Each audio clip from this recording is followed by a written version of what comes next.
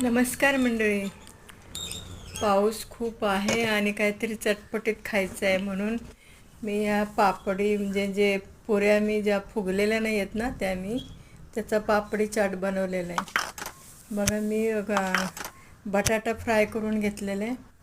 आणखी कांदा, कोथिंबीर, चाट मसाला, लाल तिखट, कोथिंबीर, शेव, परत डाळिंबाचे दाणे घालून मी चाट बनवलेला आहे, पापडी चाट. आणि खूप छान झालेले.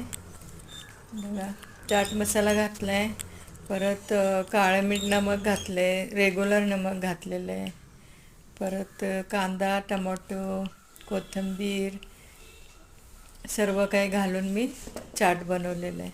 कशी वाटली तुम्हाला रेसिपी? लाईक, शेअर, सबस्क्राईब करा.